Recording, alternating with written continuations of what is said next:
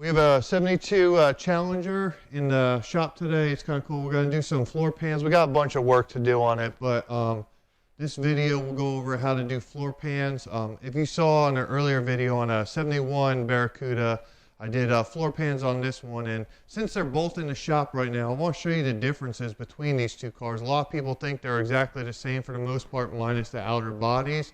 But unlike a first gen, second gen F-body car, you can't clone or turn a Challenger into a Barracuda, and the main reason is the wheelbase.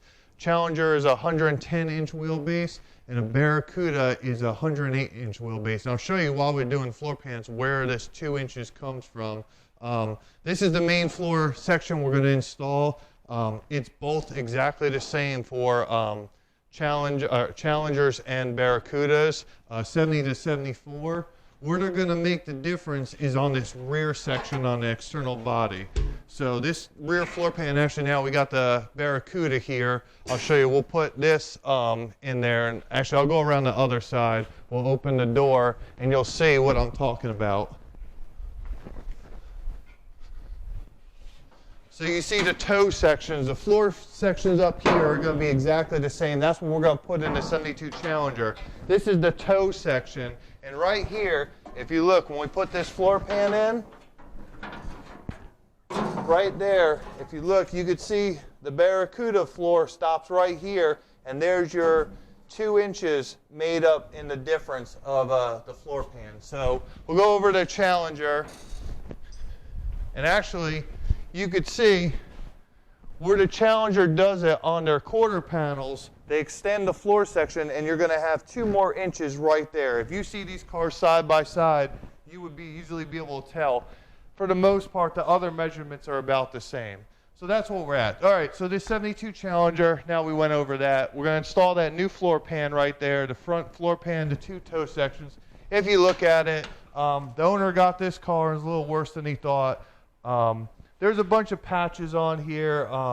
There's just a lot of it's covered up, and we already know it if you look under the car. So there's a dent in it, and what we're doing, we're putting a subframe kit under this car, a stage 3 subframe kit. So we're just going to start with a fresh floor, and it's just easier than cleaning all the undercoat off and all that. So what we're going to end up doing first, we're going to take some of this scrap metal laying around, and it's overkill, but I'm going to weld this to the front cross member all the way to the rear frame rails, and that's going to support the car. I got it sitting, since I don't have a frame jig like we did the Barracuda on, we have the wheels on the ground where the car naturally wants to sit at its ride height. When you do the floor pan or any other major structure pieces, you don't want to bend the car or force the car to go in an unnatural a way it doesn't want to naturally sit in, because when you start closing the doors, nothing's going to line up. Saying that, this car's got a bunch of problems with the doors that we're taking the door off too to do the floor pan beforehand. So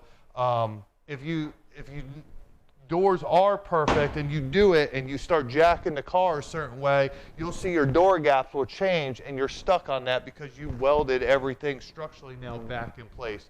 So support your car, do the best you can to keep it steady and not able to move. That being said, the next step, what we're going to do, we're going to remove the doors. I'm going to clean those up a little bit, put those on the frame rails on the bottom, and we're going to tape up the windows and the dashboard while we cut out the floor pan so we don't damage anything anymore. The easiest way to do this is to strip a car down. We don't have the luxury in this situation, so stay tuned and we'll get to it. Here we are, we're cutting the floor pans out. I'm using a cutoff wheel. I'm just running across the frame sections underneath the car, so it's easier to do that versus starting from the top and cutting down, and you think you're cutting somewhere, but you're cutting into something you don't need. So I get my main markings through the bottom, and then you see I go back over it on the top.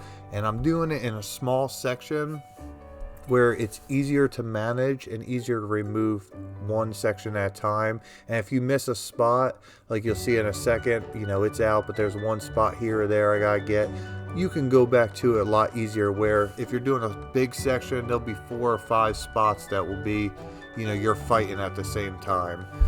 We get the rear section out, those are the toe pans, and now we'll work our way onto the front. Same thing, I'm going around that torsion bar cross member. I'm gonna take an air hammer and just pop the rivets out after that. In the front, I went right up to the lower firewall and I cut that pinch weld, and same thing, I'll use the air hammer to separate the welds there.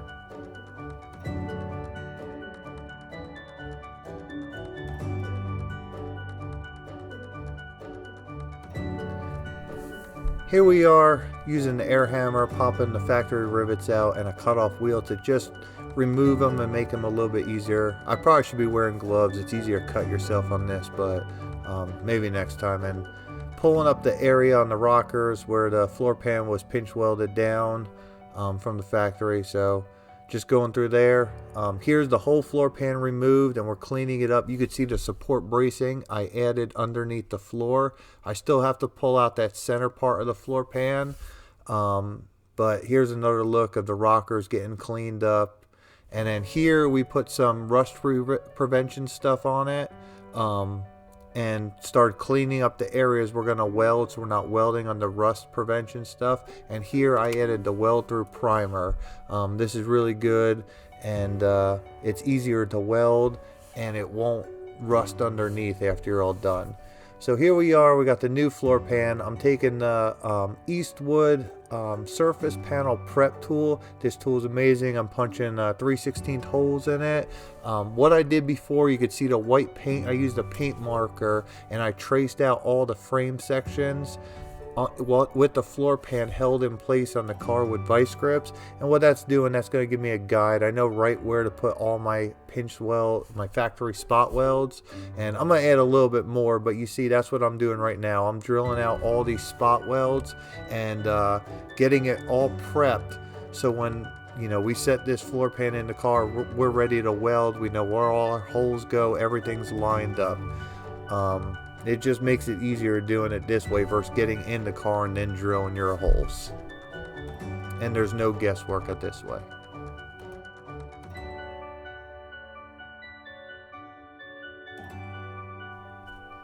So here we are, I got the floor pan sandblasted and DA'd. I sandblasted certain parts of it because we're going to add a subframe kit in this car, and I want really bare metal when I start welding it. And I'm hitting it right now with wax and grease remover just to make sure I get everything off this floor pan. Since the metal's all new, I want the best welds and everything.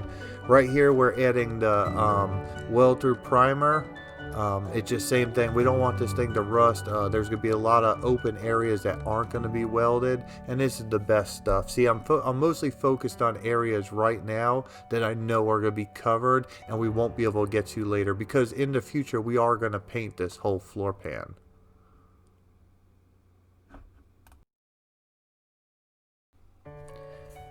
And here we are, we're installing the floor pan, just setting it in place. You'll see we'll stick some guide pins in the seat holes, the seat riser holes for the seats, to line them up. It just makes everything easy to know where we are. And I got some long clamps in the back and I just clamp them down.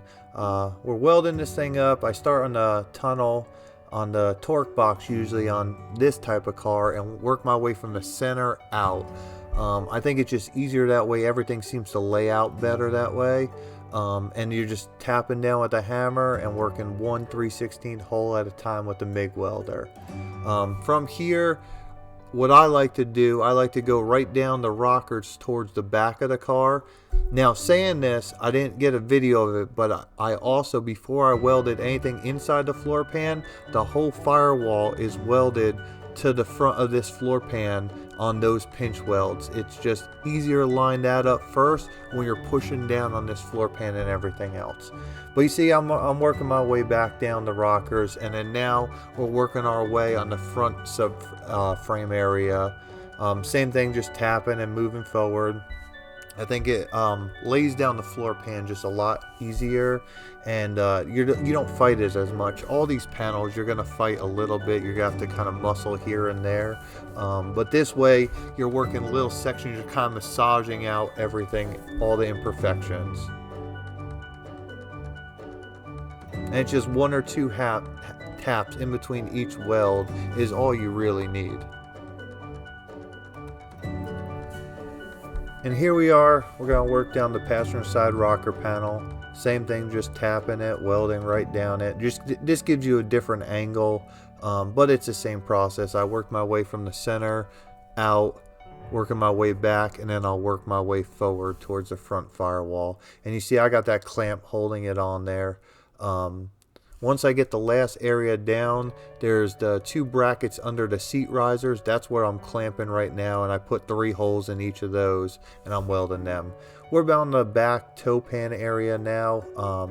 Put it in place, and I think the best way to do this after the couple I've done is start right here. I tack it right in that corner, and I work my way up after the other corner, caddy corner, is clamped in place.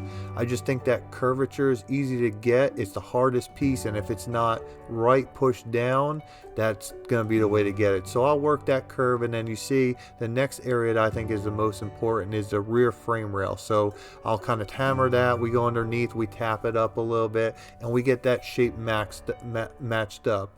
And then what I'll do is I'll work my way, you see, working up the back of the, up to the tunnel area.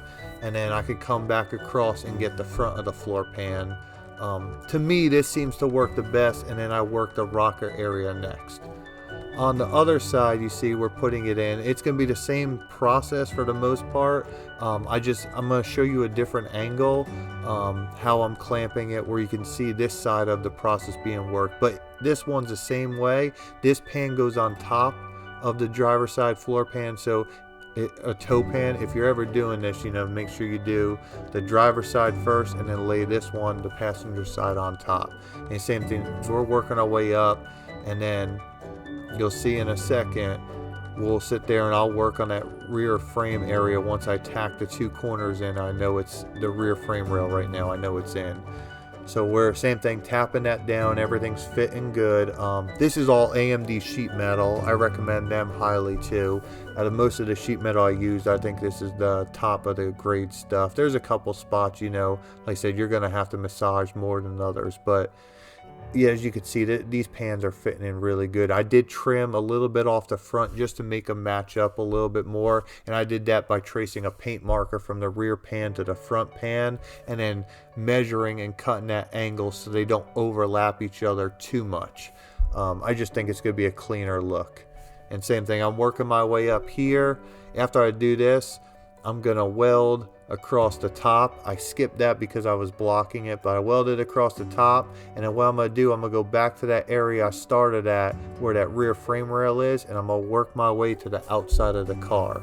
Once I do that, I'm kind of working my way to the corner, and then same thing you saw in our video, working my way on the front pan right across, tapping the corner up, and then I'm going to come right back towards the end of the rocker, and we're going to meet up with that vice clamp that's at the very edge of the toe pan. And you see these clamps, I got some long clamps, and I put a board behind the rocker. This car doesn't have perfect paint. I mean, if this was like a show quality paint job, I wouldn't do that, but I had a board and a towel behind it to make sure I didn't chip the paint, and that seemed to work just great. But see, it gave that a real good pulling force to get that pan real flush against there while I was hammering it.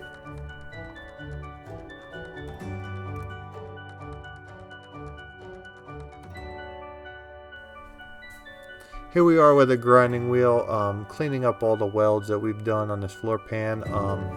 I just went through with this as a rough, quick job to clean them up, and then I went back through with 80 grit flap disc, and I just lightly went over with the flap disc. You don't have to go crazy, it's a floor pan. We're gonna have chassis paint on here. A lot of stuff will be covering this up, but it'll look good when it's done. The exterior body I will go through with surface prep disc and all that. Here we're going to install a shifter out of a different car I salvaged, and we're lining it up here. I had to remove it and sandblast it and get the undercoat painting on it, the weld through primer I mean. And you see here I already have it pre-lined up. There's a couple paint markers in there. show me exactly where it's going to go. Same thing with the rear console bracket. I had that lined up and ready to go. I just drilled a couple holes just to make it faster on the video. But you see, we'll weld this thing in here in a second. I didn't go crazy. I didn't do any plug welds. I just welded right around the edge, and I'm going to take the flap disc again and we'll clean it up, make it look a little bit neater. But the owner, they had an aftermarket shifter, and the owner wants to go back to something like this. So I think it's going to be a good option for him. We're just pushing the last part of this bracket in there and welding it up. Same thing. I mean, if you welded the rest of it, this part's easy, just right around the edges. That might not be how the factory does it. Honestly, in this car, no one's going to think twice about it. And then this rear center console bracket, I put 6 holes in the center, you could see, and then I welded the 2 edges right up. I mean, clean, simple, it's centered, it lined up, should be no problems. And finally, the last are these brackets we're going to put in both sides. I knew where they were. There was holes in there from when I drilled them out, so I left that there, cleaned them up, and just a couple quick spot welds, and it's good to go. This is the last part of the floor pan we needed to do to get this job done.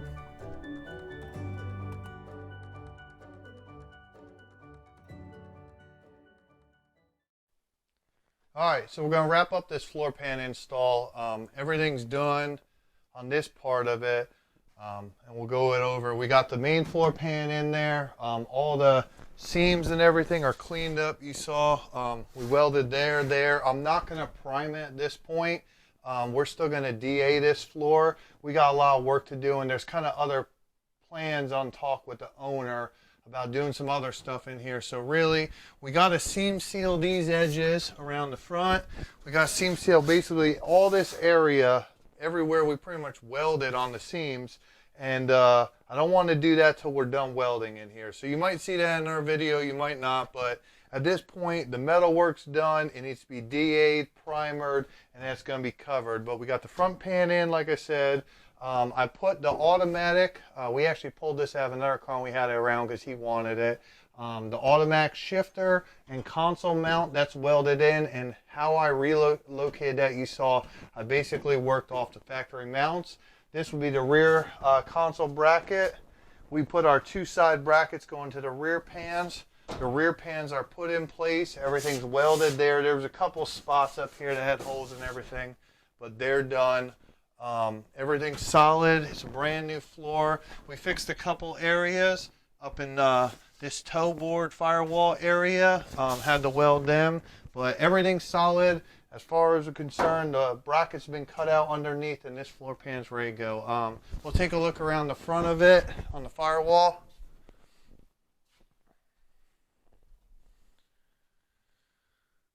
So you can see the pinch welds all cleaned up for the most part. Once we put some primer and stuff, there's a couple spots I'm going to get a little bit better on the edges, but for the most part it's cleaned up, and we could go underneath the car and do one quick look.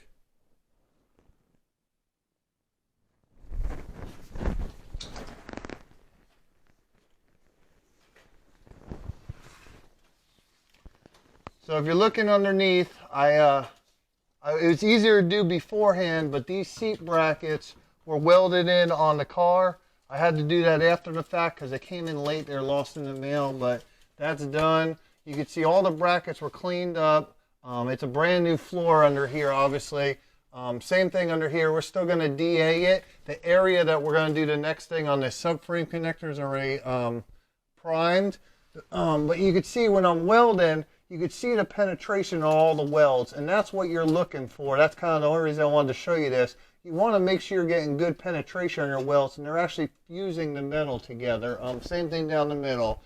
But you see everything under here fits good through all the frame rails. The rear frame rails fit pretty much straight right against the pan. Everything's welded up good, and we got those support brackets and everything off, and it's good to go. So that about wraps up the floor pan. How you doing and everything. Hope you enjoyed it.